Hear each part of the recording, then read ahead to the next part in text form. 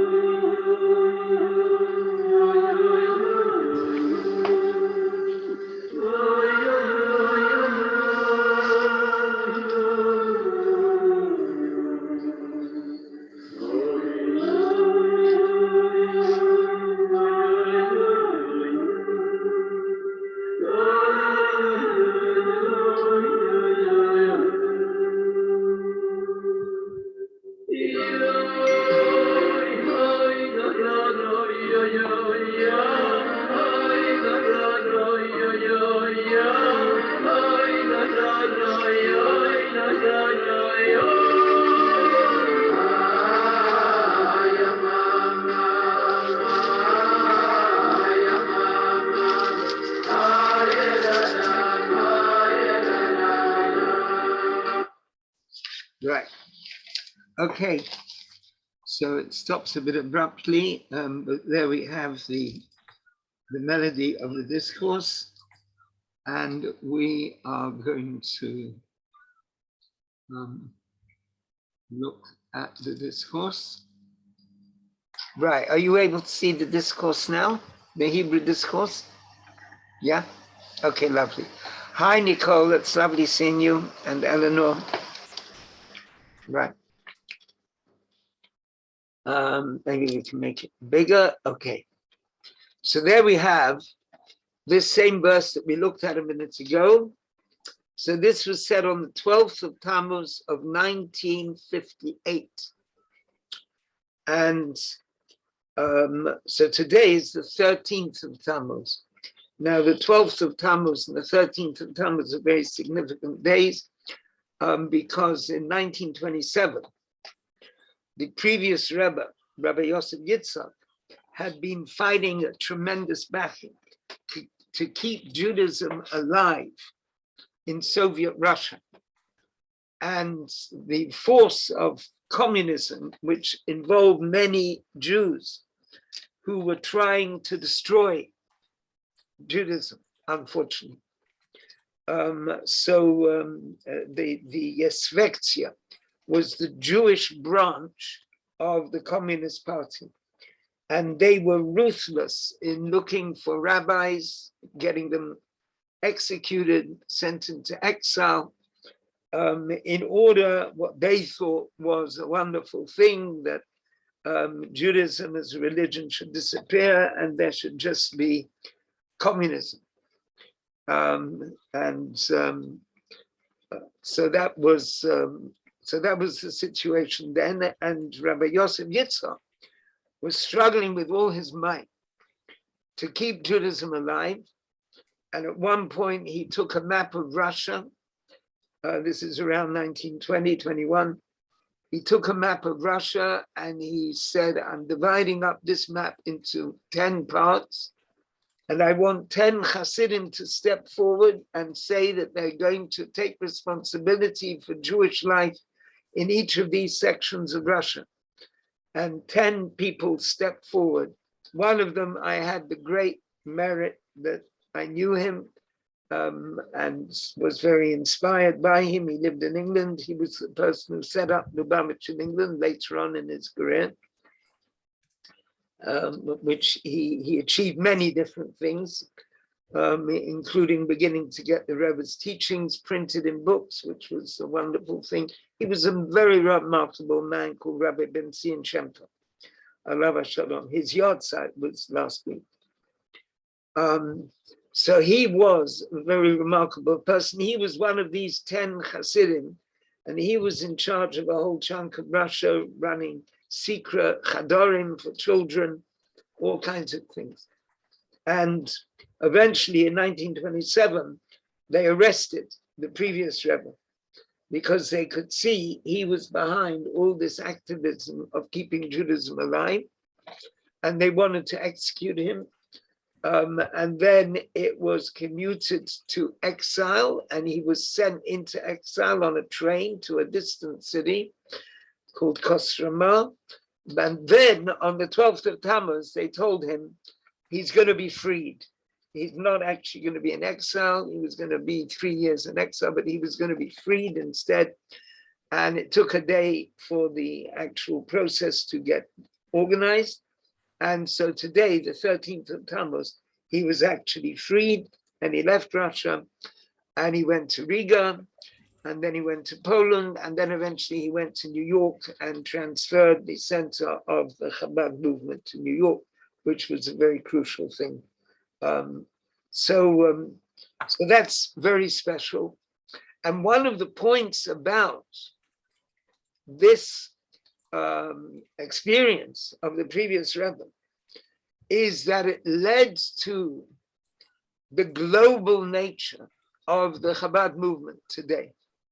That there was the previous Rebbe in Russia, and then there were all the things he went through there, and then he left Russia and eventually came to America. And then from America, where it was a free country and Jews were able to live openly, and he was able to, even though there was the infinite tragedy of the Holocaust in the middle in the 1940s, but nonetheless, of which many of his own followers and relatives, his daughter passed away in the Holocaust, one of his 3 daughters. So he, together with his son-in-law, the next Rebbe, our Rebbe, Rabbi Menachem Mendel Schneerson, the 7th Lubavitcher Rebbe, created the concept of UFARATZTA, of spreading over the whole world, basically, and finding Jews wherever they are. They might be in a big community, might be in a little community, might be just one individual living somewhere, to try and have some kind of contact, some kind of relationship, try to help them in some way. And that's, now this discourse talks about, in a subtle way, it talks about the quality of the Jewish people as the Jewish people who are going to spread over the world. And in fact, if we go back to this first line, Mi mana afa Yaakov, who counts the dust of Jacob, Umispar, and gives a number as Rova. Now, I translated Rova as quarter, yeah. Who can give a number to a quarter of Israel?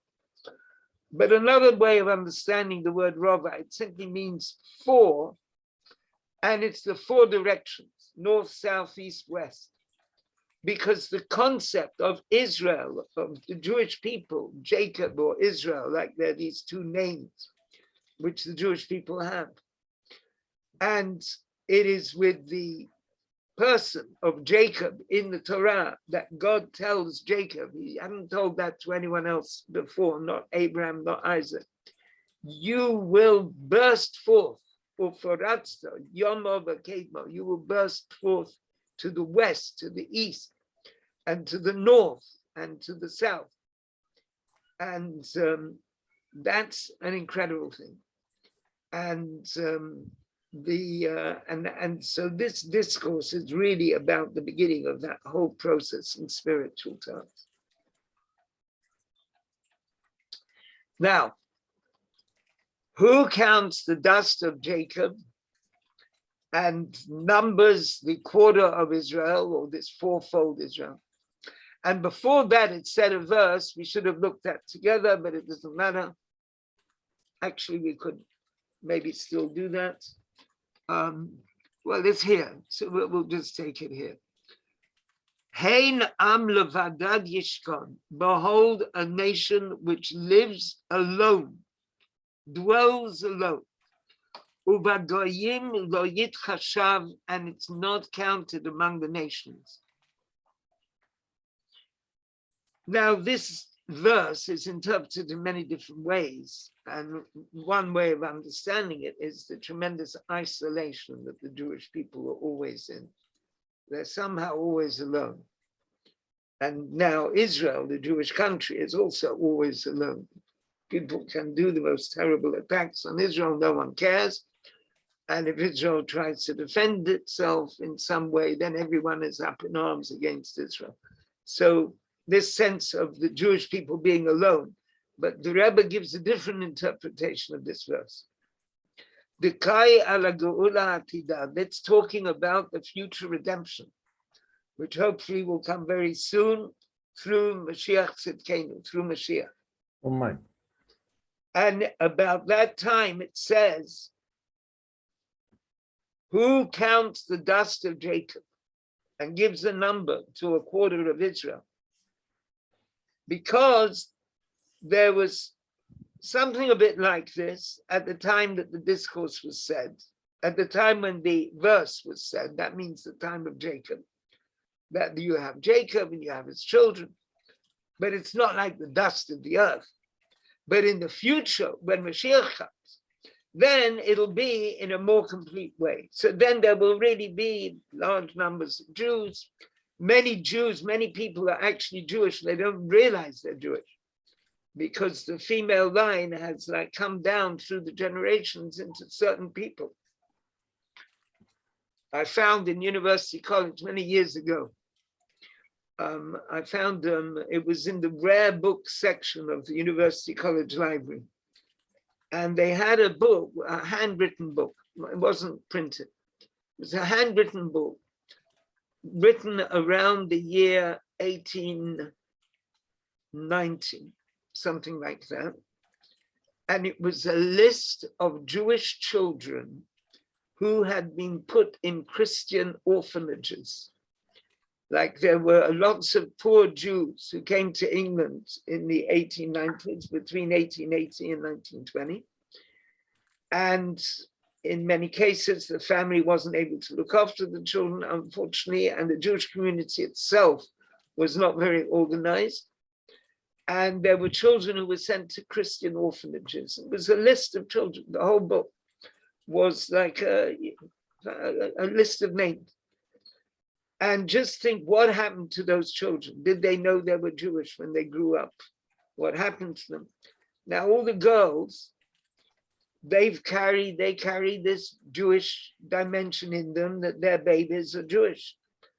And if it's a girl baby, then her babies are Jewish. And so it goes on.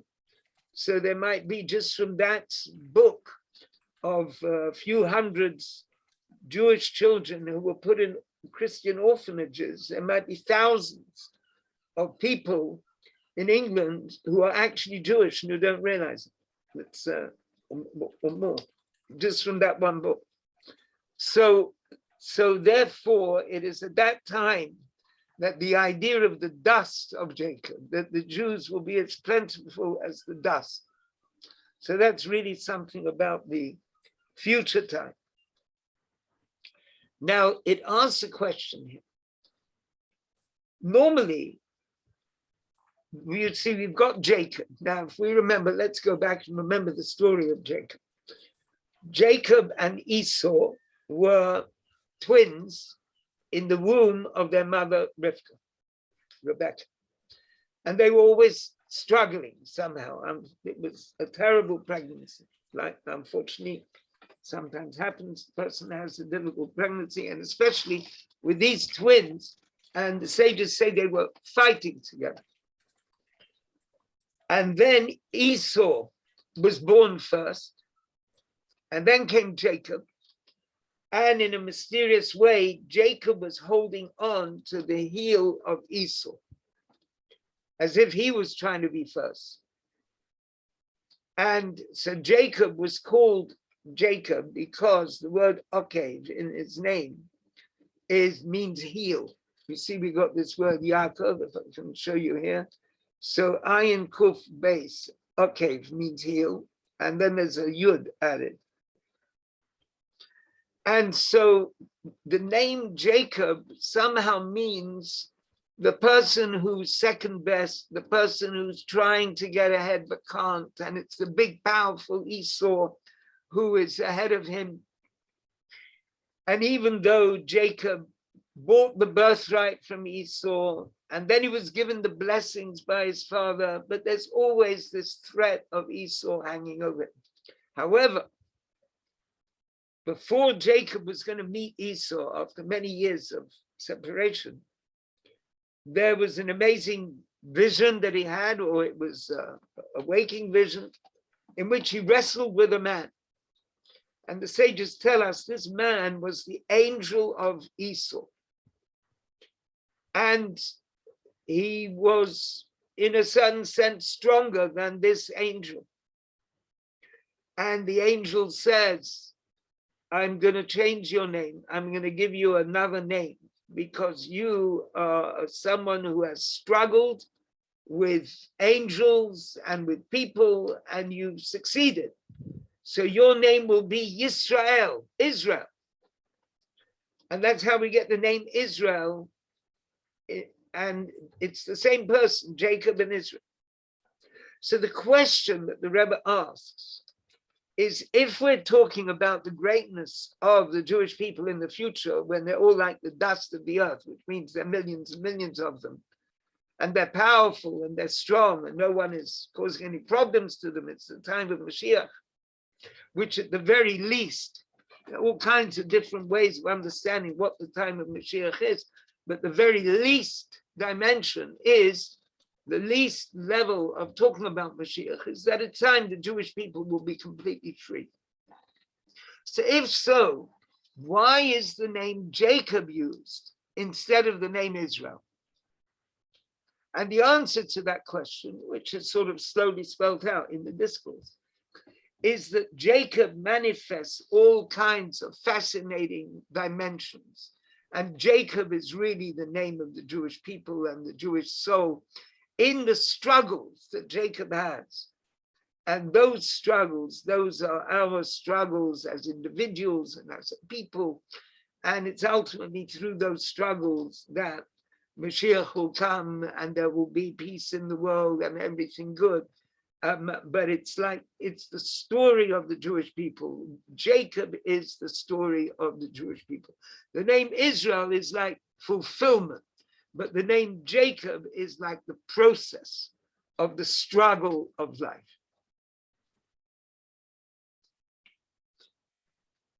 Now let's just see. Okay.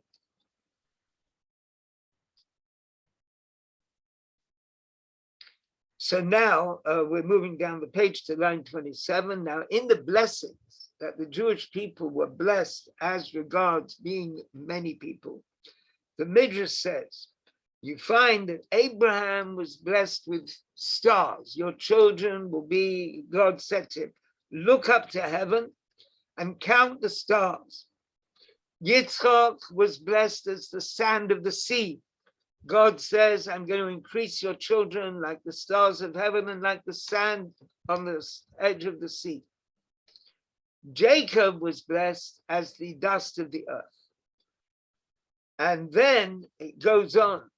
It says in the Midrash that God said to Jacob, when your children will be like the dust of the earth, at that moment, you know what's going to be? UFARATZTA yomba v'kedma. You will burst out to the west and to the east. And that is actually the end of the verse. V'haya zaracha ka'afa aretz. Your children will be like the dust of the earth. And then you will spread out. You will burst out to the west and the east and the north and the south. Now about this concept of UFARATZTA, it says in the Midrash that that's what it says. The one who bursts through is arising before them. And that's talking about King Mashiach. And King Mashiach comes from another twin who was born.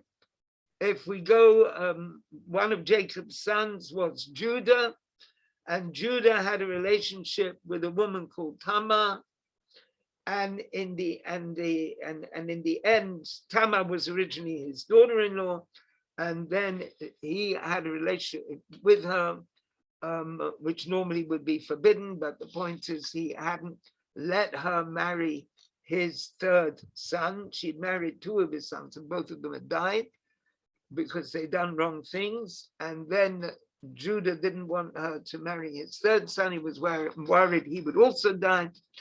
And she made a whole thing pretending to be a harlot. And Judah came to her and she had twins. And one of those twins, so there was one baby. Here we have another account of birth. So one baby stuck his hand out of the womb, and the midwife tied a red thread round his hand. And then the hand got withdrawn inside again, and the other baby came out. And so the other baby like burst out. So they called him Peretz, which means bursting out. And then came the other one who had the red thread on his wrist. So two little boys. And Peretz was the ancestor of King David, and therefore the ancestor of Mashiach. So therefore, the whole idea of Mashiach relates to this Peretz, and Peretz means bursting out like UFARATZTA. And so when Mashiach comes, there will really be the full sense of UFARATZTA yomba v'kedma v'tzafona v'negba. And that means it's Dafka, Jacob, who was blessed to be like the dust of the earth. About him, it says, UFARATZTA, you'll spread out, you'll burst out. And that's a greater thing even than the name Israel. And that's why this special verse with which we began the discourse, the verse from this week's Sedra, is about Jacob and not about Israel. Okay, so let's just stop for a minute, see if we understand what's going on. Now, I should have got it ready before, but there is a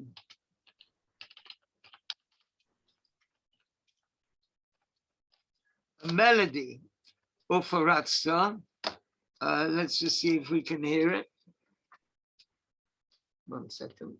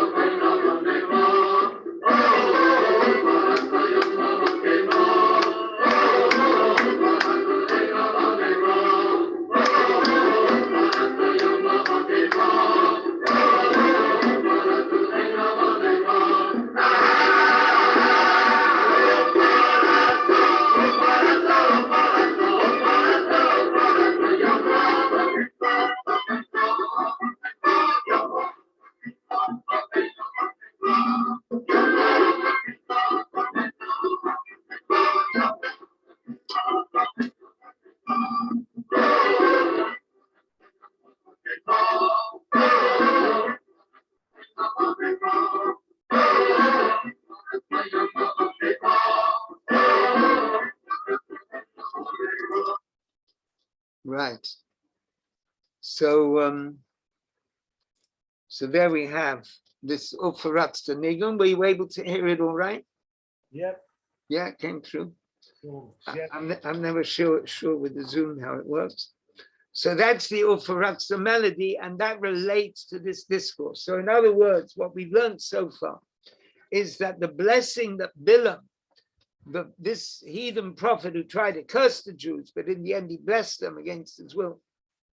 And the blessing he gave, it's like a tremendous blessing. The Jews are going to be so great. And he uses the name Jacob instead of Israel. And that's a question.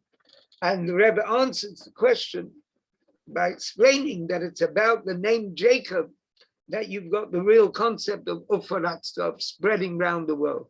And this blessing was that the Jewish people should be like dust, which means millions and millions spreading around the world. And so that's why it uses the name Jacob. Okay. Any questions or comments at this point? Yeah, everything is clear? That's amazing. Sorry? That's amazing. I love it. It's incredible. I've never heard that before. And the melody was great. Yeah.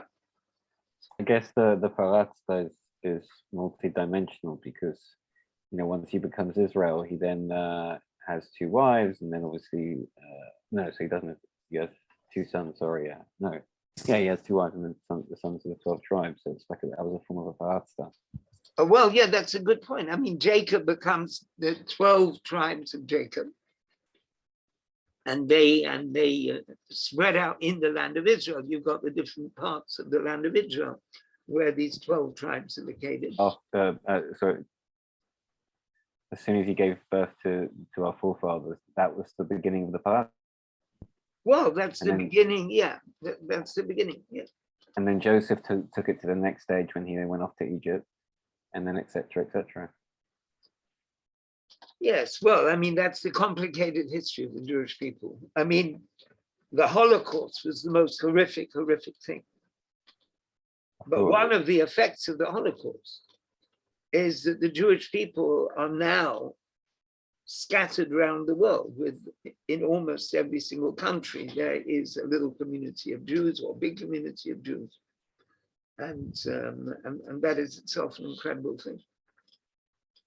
That Judaism is a global phenomenon, as well as, of course, being centered in the land of Israel, the Holy Land of Israel. Mm-hmm. Okay, so let's go on with the discourse. If I can do this right. Yeah, okay. So now in chapter Bet of this discourse, the Yuvan will understand this more, behektim, considering Masha Klal Yisrael Nikra B'Shem Yaakov Yisrael. The fact that the whole Jewish people are called Jacob and Israel, even though there's only the 3 patriarchs, Abram, Isaac, and Jacob. Nonetheless, Abram and Isaac, they are the names of the patriarchs. Whereas when we say Israel, or Jacob and Israel, that is the Jewish people. Yeah, we don't say the people is called Abraham, or the people is called Isaac, but the people are called Israel, and sometimes Jacob in the verse. So like we have in this verse here, where in fact both names are used. Who counted the dust? Who can count the dust of Jacob or the quarter of Israel? Now, in simple terms, this means that Abraham, although he is tremendously, tremendously great, and his son Isaac is the ancestor, he is the ancestor of the Jewish people. Isaac's the ancestor. But Abraham also had a son Ishmael. And Isaac also had a son Esau. Only Jacob is the one that uses the phrase in Hebrew, mitato shlema, his bed was whole. All his children are part of the Jewish people. You see, before, Ishmael is not part of the Jewish people. Esau is not part of the Jewish people. Now, all the children of Jacob, it could be that some of them did some very terrible things. They took their brother, they sold him, they did awful things, and they felt very guilty about that for many, many years. But nonetheless, they're part of the Jewish people. They're all together. It doesn't say that one of them went off and disappeared among the nations and was forgotten about. Judah was very upset with himself why he'd let Joseph be sold. And the whole story, how he went away, and there was this girl, Tamar, who married his son, and then the other son, and both sons died. That's all in a kind of expression of Judah being in a sort of self-imposed exile, because he's so upset with himself at selling Joseph, or letting the others sell Joseph. But eventually he comes back into the whole group, and they all go down together to Egypt.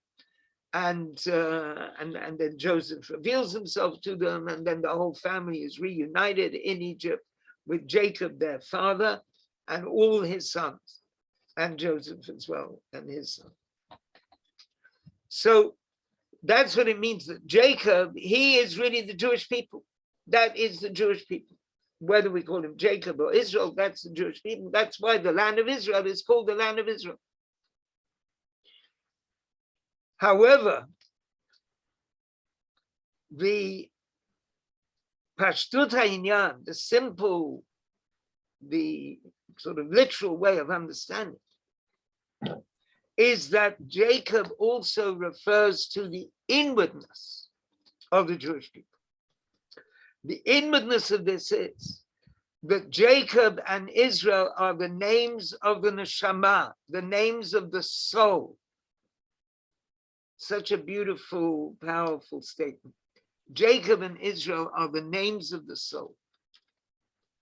Now, even though it's explained elsewhere that within each individual Jew, man and woman, we've got the three patriarchs, Abraham, Isaac, and Jacob. And that's why the patriarchs, Abraham, Isaac, and Jacob, are called the patriarchs, avos, the fathers of each one of us.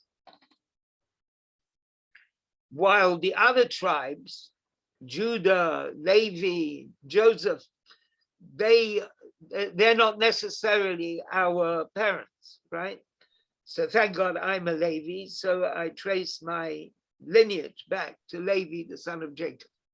And if there was a Cohen, he could also trace his lineage back to Levi, the son of Jacob. And there's some people who know that they're descended from certain very famous rabbis who come from the Judah, who are descendants of Judah, like Rabbi Lu. Rabbi Lu is a descendant of the Maharal of Prague, and the Maharal of Prague is, you go back far enough, is a descendant of Judah. But most people don't know that much about their lineage. But we're all descended from Jacob, and the people who become proselytes, they join the Jewish people at various points through our history. So, and they join, and the whole Jewish people, we have got this special affiliation with Jacob. And the name which particularly relates to the soul is the name Jacob, Yaakov. And since the soul achieves its service, battling with spiritual forces, angels, battling with people, and then it comes that it's not only called Jacob, it's called Israel. But it's basically the soul of each one of us. Each one of us has got that quality inside us. And from this we understand that when we speak about the greatness of the Jewish people in the future, in the time of Mashiach, let's skip the brackets, then it's these two names, Jacob and Israel, they're the important names. And since they're the names of the Neshama, we can understand that everything it says in the Torah concerning Jacob applies to the service of the soul in each individual man and woman of the Jewish people. Right? Now that's a beautiful statement. Everything the Torah tells us about Jacob applies to every single one of us. It's our story. It's my story. And that's, that each one of us here together, each one of you can say, it's my story. This is my story. Whatever it says about Jacob is your story. Yes, Jeff. Oh, hello, good evening. Just wanted to ask you, to go a bit deeper, the gematria of the name. Look, Jeffrey, let's just keep on the way that the Rebbe is explaining. Okay. Yeah. All right. I'm sorry if I've disturbed. Yeah, just keep on the track that it's being spelled out. Yeah. Thank you. Yeah. I mean, they're always like side streets, but let's just keep on the main road. Now, where do we have the beginning of the story of Jacob? What happens with Jacob? It's in the Sedra Vayetze. And that whole idea, we're going to look at that inside. In this Sedra Vayetze, right, which is in Genesis. So we've got Vayetze Yaakov mi Beersheva. Jacob goes out of Beersheva, and he went to Haran. Now, Haran, it actually in Hebrew, it means something problematic and difficult and violent. There's the word Charon Af, anger. So Jacob went out of Beersheba. Now Beersheba literally means the well of seven, or the well of the oath. He went out from a place called, because there's a well. There was a well there in Beersheba. And he went out of that place and he went to Haran. And Haran is where his uncle Laban lives, and that's where he's going to be trying to marry Rachel, and then he gets cheated, so he marries Leah, and then he marries Rachel as well, and he has lots of children there. That's all happening in Haran. And so he's on this journey. Now remember, this is being explained as the journey of our souls, our soul making this journey. Vayivka b'makom, and he came to this place. Now the word Vayivka can sometimes mean he prayed. So the sages say he came to this place and he prayed there. And he rested there because the sun had set, and he took the stones of that place and he made them into a pillow for his head, and he lay down in that place. Vayachalom, and he dreamt. And there was a ladder standing on the ground, and its head was reaching the heavens. And angels of God were going up and down the ladder, right? Now that mystical dream that Jacob had. Now what the Rebbe is saying is that all this applies to us. We are the Jacob. We are going from Beersheba, and we'll maybe see what that means. And we're going to Haran, and we'll try and see what that means. And we have this dream, which is telling us about the spiritual nature of reality, that there is a ladder joining earth and heaven, and there are the angels going up the ladder and the angels going down the ladder. One of the ways of understanding that is that the angels are the words of the prayers. The words of the prayers go up the ladder to the divine, to God, and then blessings come down the ladder from God to us. It's not discussed in the discourse, but that's one of the explanations. And then God says, when God was standing over him, and God said, I am God, I am the Lord, the God of Abraham, your father, and the God of Isaac. The land on which you are lying, I am going to give it to you and to your children. In other words, he's telling him, I will give you the land of Israel. And then it says, the verse we've been talking about, V'haya zaracha ka'afa aretz, your children will be like the dust of the earth. UFARATZTA yama v'kedma v'tzafonu v'negba, and you will burst out to the west and the east and the north and the south. And then a very striking statement, v'nivrechu v'cha, and they will be blessed through you, kol mishpachot ha'adama, all families of the earth will be blessed through you, Jacob, uvazarecha, and they will be blessed through your children. So this is an incredible blessing being given by God to Jacob. And the Rebbe has told us that everything that the Torah says about Jacob applies to every single one of us as an individual. And that's something really incredible. All right, let's go back to the discourse. One second, let's maybe see how are we all doing on that? Do we understand it? I'm really interested in the question that Jeffrey had. You know, a teaching is a journey. And, you know, it's like you're traveling somewhere, you know, so of course there are all kinds of other possible routes to take. But it's, you know, that's not what the discourse is teaching at this point. It might, you know, at some point, it might start talking about the gematrias, but I just thought it might be relevant. But one thing I wanted to add that I thought was kind of cute was I kept realizing how you were talking about Yaakov and the souls of all of the Yids and in them being then later Israel, UFARATZTA, and obviously the journey of how that all happens. But then also you were saying about Yaakov. Yaakov is the heel of the soul. Did you get it? The heel of the soul. And he was carrying all of our souls. He was the heel of the Jewish nation soul, hence he's then Israel. well, that's very sweet. I mean, you can add the other dimension, which is the Yud of his name. It's the Yud of the name Yud Kei Vav Kei. So it's the initial letter of God's name. And then the heel. Now the heel is like, in a sense, it's the lowest, coarsest part of the body. I remember when I was studying psychology in university, one of the very few things I learned was that the heel is so insensitive that if you took 2 pins or 1 pin and you prod someone's heel, imagine this is a heel, a person's heel, and they're letting you do this to them. They can't see what you're doing. And you either prod with 1 pin or you prod with 2 pins.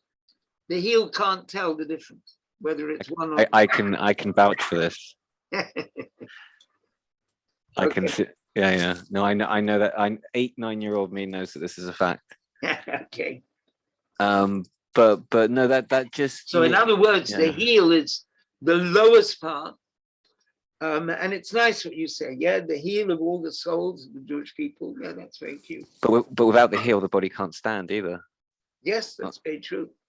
And in fact, the fact that the heel is so insensitive can sometimes be very useful. If you're going into a very hot bath, you dip your heel in, you know, to get an idea how hot it is. Was Yaakov a bit insensitive and a little bit easy to prod without him realizing the pain? I wouldn't say that, because you've also got the Yud. you've also got the yuds. You see, the point about Yaakov is that it goes all the way from the highest to the lowest. And that's really the nature of the individual, that it's something which takes from the highest to the lowest, coming all the way down. Rebbe, Jeffrey again, so you can tell me not at the moment. Perhaps if Yaakov knew that the name of that place had a negative effect, why did he go there? Because that's his task. Ah, very good. That's its task. That's the task of the soul. I mean, one way of understanding this is that Jacob goes out of the soul goes out of some beautiful place like Beersheba, which is very spiritual. Yeah, yeah. And then it goes to Haran, to a place which has got a very negative atmosphere. Now that's like the world that we're living in. The soul goes into the world. We go into a world which is full of chaos, violence, all war, different things, negativity of all kinds. It's got beautiful aspects as well, but it's all muddled up together. And so that is the Haran up, and we have to go there and we have to try to improve things in some way. Thank you. Or at least retain our connection with the divine. At least not be swept away with everyone else. The Rambam says that if a person is living in a society where everyone is doing wrong things, the person has to try to make sure that they don't go with the flow. They stand back from it. And then he says, and what will happen if you're living in a place where everyone is forcing you to join them in doing these wrong things? Yeah, let's imagine we were at the time of the golden calf, and everyone is going to be dancing around the golden calf, and they say, come on, you join us. So what do? We try to hold back. So the Rambam says, putting it in a sort of more modern context, he says, if that's what's happening, go away from the other people. Go and live in a cave in the forest or something like that. In fact, considering that it's the 12th of Tammuz, 13th of Tammuz today, the pressure on the Jewish people in Russia was a pressure of education. Send your children to our schools, said the communists, and then we'll be able to cure them. They won't be stupid traditional Jews anymore. They'll become good communists. And they will report to us if they see their mother lighting Shabbat candles and their father doing something else Jewish, like teaching them some Torah, and we'll come and arrest them and send them to the Gulag. And you will be, okay, you'll be little communists and big communists. So that was the pressure on children. And on families, it was against the law not to send your children to school. So there was a certain family of whom I'd met quite a number of them, including the father, where the father decided, you know what, we cannot risk sending our children to these communist schools. We're going to go and live in the forest. And he somehow went, him, his wife, and his children, a whole bunch of children, and they somehow managed to live in the forest. So I knew certain of these children. Some of them have now passed away. I met the father several times. He's also passed away long ago. But there they were, living to be secure. The whole thing about them living in the forest, I met a man who told me, who was also in Russia at that time, and he was a boy who was in school. And he described to me how one day his father took him to visit this family in the forest, and he described the whole thing to me. So that was, this is the struggle. I mean, there's struggles going on now as well with education. There's the schools bill, which is trying to destroy the traditional education system, the Jewish education system in England. A friend of mine, a professor in University College, wrote an article against it in the Jewish Chronicle. You could read that article by Joe Mintz, Professor Joseph Mintz. So he wrote a very nice article against the schools bill, which hasn't yet been passed, but it's trying to stop the existence of a place like a yeshiva in England. It's real communism in a sense, it's not allowing religious freedom. So we've also in Russia there were problems, and there are problems here too. And there are also other problems with attempts to make little children in schools learn all kinds of things about sexuality, which are not appropriate for their age in terms of the way their parents understand things. And certain organizations are trying to force this onto our children as well. So these are problematic aspects of England in 2022. Okay, so let's go back into the discourse. Thank you.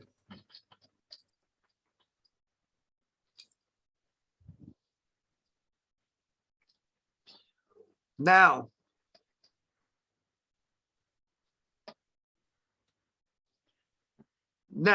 we've got an explanation. There's a great commentator called the Or HaChaim, who lived in Morocco actually, Rabbi Chaim Ibn Natar.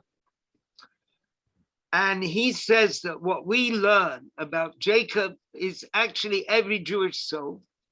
When it comes down from above to below into this world, the descent is in order to rise, is in order to achieve positive things. And that's what it means that Jacob went out of Beersheba, this sort of more spiritual place, Beersheba, and he went to Haran, which is like a place full of anger, which is like the troubled world. And then he prayed at that place and he rested. Now comes two explanations from the Zohar about this verse in terms of the Sfirot, the divine emanations. One is that Jacob in the Sfirot is the concept of Chokhmah, wisdom. And that's why the word Jacob begins with the letter Yud. That letter Yud, it means the Sphira, the attribute wisdom, Chokhmah. You see the divine name Yud and Hey and Vav and Hey, the Yud is Chokhmah, the Hey is Bina, understanding. The Vav are the 6 emotions, kindness, severity, and so on. And then the last Hey is Malchut, is kingship. So the Yud is the letter representing Chokhmah, wisdom, and that is the Yud of Jacob. And that is the beginning of the down chaining of existence. And therefore it's expressed in the letter Yud, which is just like a dot, which is completely contracted, very small. And that means that since God is one without number, beyond any kind of number, God is completely beyond the 10 divine emanations. So therefore, in order that there should be the 10 Sfirot, which are going to, as it were, pour spirituality into the world, and the beginning of the 10 Sfirot is wisdom. So that is through a concealment of the infinite divine radiance. And so the beginning of the revelation after the concealment is just a dot. And that dot is the letter Yud of the name Jacob. Now that's why the letter Yud is also the beginning of the name Yud Ke Vav Ke, the tetragrammaton. And the tetragrammaton is a kind of combination of the words Haya, Hoveh, V'yiyeh. It was, it is, and it will be. Right? So if you look at those 3 words, Haya, it was, Hoveh, it is, and Yiyeh, it will be, and you put them together, you can see how it makes the name Yud Ke Vav Ke. And through this, the whole of existence comes into being through the down chaining of worlds from the highest levels down. And that means through the tzimtzum, which is hinted at in the letter Yud. So the tzimtzum of the letter Yud is really the beginning of the whole of existence.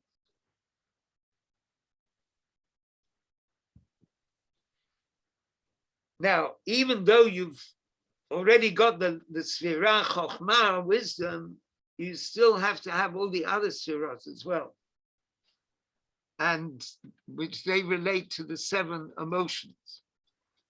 Now, God is completely beyond all these Sfirot, all these different dimensions. And so that's what it means that yet Jacob went out of Beersheba.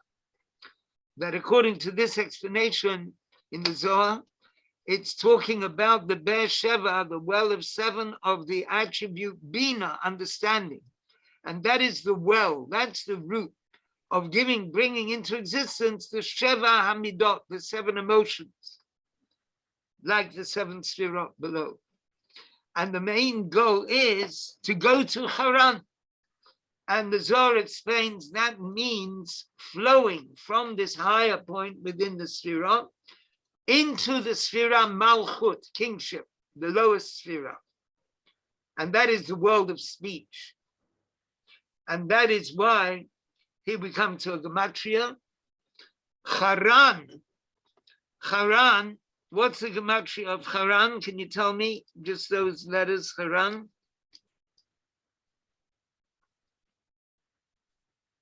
No? The gematria of Haran. Well, Chet is 8, Resh is 200, Nun is 50, so that's 258. Now, there's an idea sometimes that when you count up a gematria, you add 1. So that's 259. Now, the word Garon, Gimel is 3, Resh is 200, Vav is 6, and Nun is 50. So that's 259. And Garon means the throat. So the Haron, the place which is so difficult and problematic, is the throat from which one speaks. And one speaks, and when one speaks, the breath from the heart goes into what we say. And so we're talking about a process inside the person, that it comes from Bina, from understanding, or it starts at Chokhmah, wisdom, and then Bina, understanding, and it comes out the words that we say, which are filled with the energy of the heart.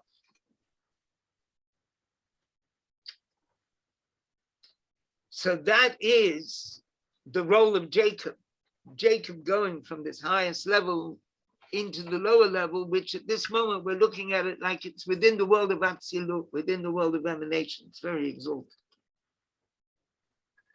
Now, we can also understand it in a different way, that the Haran means the physical world that we know, the world that's that is around us and that the newspapers write about and so on, the problematic world of the present. So that's another way of understanding it, that Jacob is the one who comes from this exalted level in order to be in the world. And it describes how this special role of Jacob, that's which is really the soul of each individual, that's something very significant.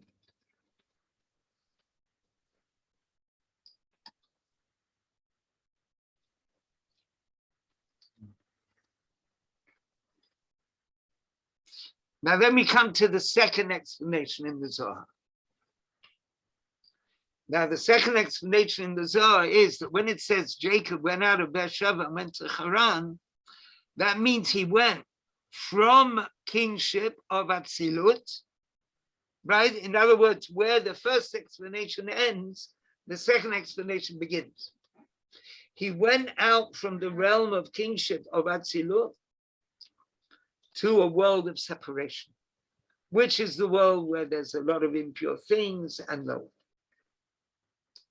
Because the goal is that the flow, which we began talking about, the flow from the level of Yud, of wisdom, of Atzilut, of emanation, coming down into kingship of emanation, which is like all the way down the realm of Atzilut, that it should actually go down much, much lower than that.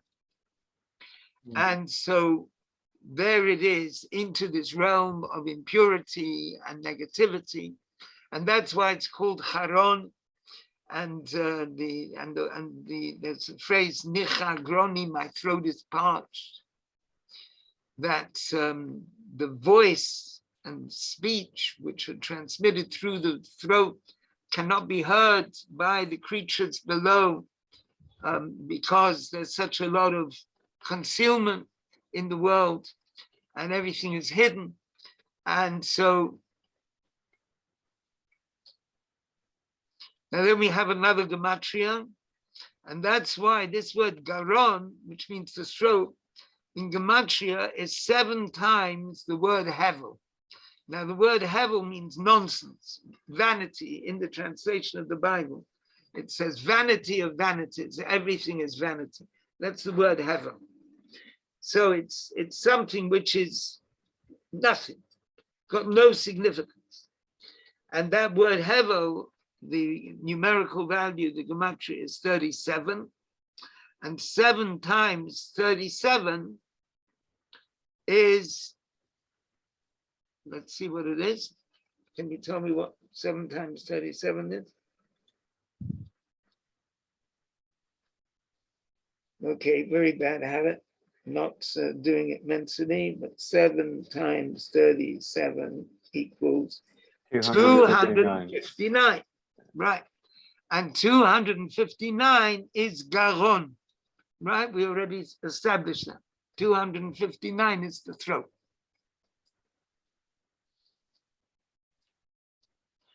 And so they are the 7 havalim of Kohelet in the book of Ecclesiastes, which begins off with King Solomon saying, vanity of vanities, everything is vanity. And from there, from that realm, which is a realm of negativity, we have these 7 emotional dimensions, kindness and severity and mercy and so on. And through that, we have the building of the world in a positive way, as it says, God says, I'm going to build the world with kindness.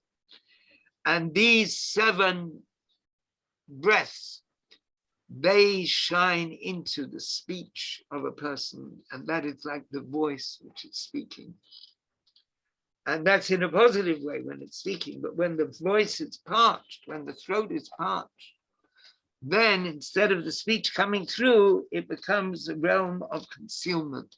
And that's the charonaf, that's the anger. And so that's the whole idea of a world of separation. Where Adam and Eve, Rebbe, came from the Garden of Eden, they came down to fix this world. Yankov is doing the same. Yeah, in fact, each one of us is doing the same. The whole, yeah. Thank you. Now, this descent of going down into this difficult world is really for the sake of an ascent, for the sake of going higher. And that's why it says he came to this place, he prayed in this place. And it's not an ordinary place. This is the place which is actually the place of the world. I mean, in a deep way, that place was the site of the temple in a sort of complicated way. And he rested there because the sun had set. Now,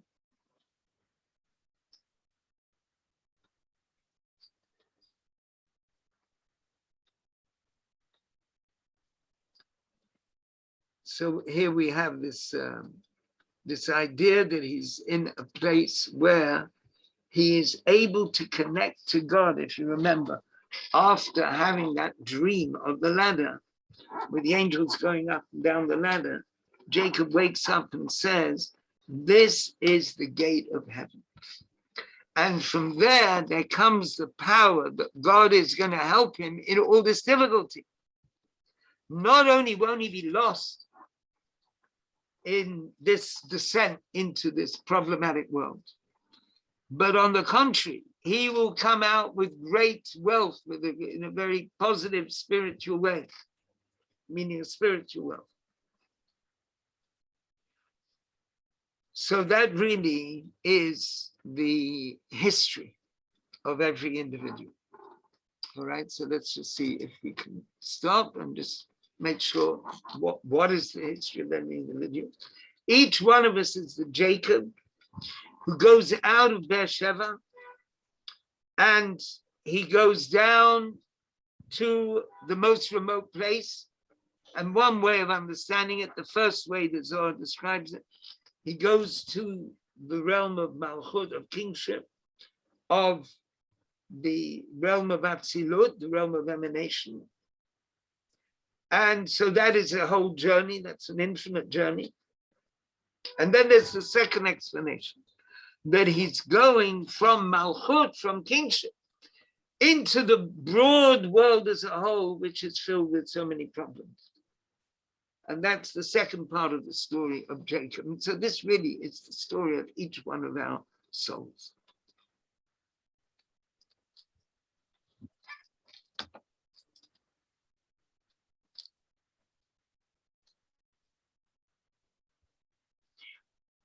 So are we able to relate to this? I mean, are we able to, each one of us to look at our souls, so to speak, with our mind's eye and think of it as having this task? Can you see yourself having this task of going from this very high spiritual place, going into a realm of difficulty and being here in the world? That's really, it's in this sense that this is our story. The story of Jacob is the story of each individual. Any comments on that? I mean, going back to what I was saying to my analogy about Yaakov being the heel of the soul, and the soul being obviously the Jewish people, and we're like the heel. When Hashem said to Moshe that I now want you to lead these people across the desert to the promised land, his response was like, "Are you kidding me? These people are stiff-necked." And you were saying about how a needle going through the heel, which I can vouch for, and the fact that the body can't stand without the heel. I think that just amplifies kind of just, as you said, like the whole history of the Jewish nation, because when we're together, we make the whole body stand, and the body is obviously Torah, but we're very difficult to get through, and then when you do get through, we still don't feel it. Yep. Very good. Thank you. Okay, thank you. Very good, Ophir. Okay, lovely. Like it. Now, let's have a look here in section 7. Explaining this in terms of the service of the individual. Because the whole service of a person is on the 3 lines of Torah, studying Torah, Avodah, which means prayer to God, and doing positive actions, Milut Chasadim. And it's on those 3 things the world stands. And that's also the Olam Katan, the small world, the microcosm, the individual human being. There's the line of prayer, which in the time of the temple, it meant the service of the offerings in the temple. And that's thoughts, our thoughts. Because when we offer up the offerings in the temple, there had to be the thought of the priest had to be in the right way, because it's very possible that a person has the wrong thought in their head when they offer up the offering, and that spoils the offering. And so the priest has to have the right thought. So when we're thinking about the offerings in the temple, it means thought.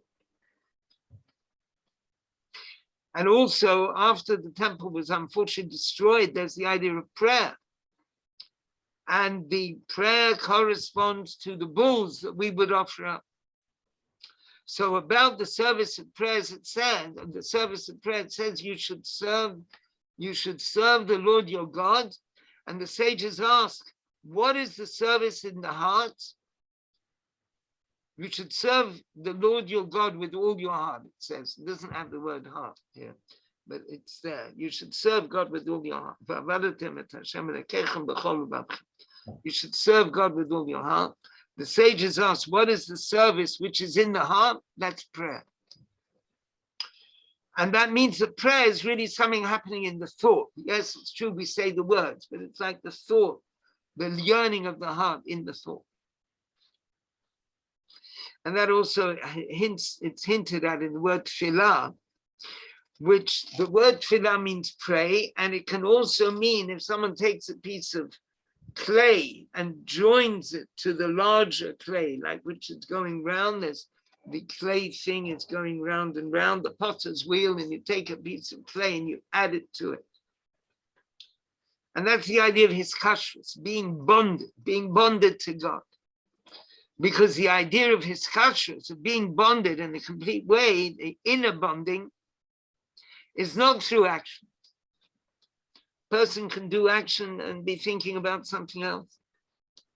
And it's even not through speech, because people also, they can say various things and not really mean them. But the hiskashrus of the bond of souls together is mainly through the garment of thought. And then there's the line, so that is what is called avodah, the service of God. That's the line of thought. Then there's the line of Torah. And the main thing of Torah is saying the words of Torah. As it says, v'dibartam bam, you should speak of these words, speaking them. And as it says, that by saying the words of Torah out aloud, it brings life to the person. And so therefore, even when we say the blessing of the Torah, it is about the speech of Torah. And then finally, there's the line of gemilut chasadim, of doing good things, of giving charity, and of doing good things, which is really what all the mitzvot are about. And that is action. So there's prayer, which is like thought, and learning Torah, which is speech. And then there's all our positive activities, which are action. And the main service of the person is concerning prayer. Because as far as Torah goes, it's already been given. And the action is something which comes after the service of thought. And so that means that the main avodah of the person is in prayer, because that's where we get the quality of thought. And that prayer is the ladder which is on the ground, the head of which reaches the heavens. As the Zohar says, the ladder means prayer. And it's through the ladder of prayer that the person reaches above, and everything the person has rise up, they rise up together with the person. And the main prayer is the selflessness in the Amidah, when we say the Amidah prayer in a way of selflessness, and which comes after Kriyat Shema, saying the Shema. And so we say the Shema, and then there's this sense of selflessness. And then in the Shema, we say you should love the Lord your God with all your heart and all your soul and all your might. And before that, we say, Hear, O Israel, the Lord our God, the Lord is one. Now, so there, it's now going into the whole service of the individual and the way in which we come to the service of love. And that tremendous quality of love. You should love the Lord your God with all your heart and all your soul and all your might. And so here it's speaking about that tremendous love which is there. And so the way that it is, this going out of Jacob in terms of the service of the individual to God, is because the Yud of Jacob, that means the root of the soul. And it goes down to the heel, which is, look, the foot of the soul. So we got the foot of the soul, the heel of the soul. And as it is in this attribute wisdom, which is the letter Yud, and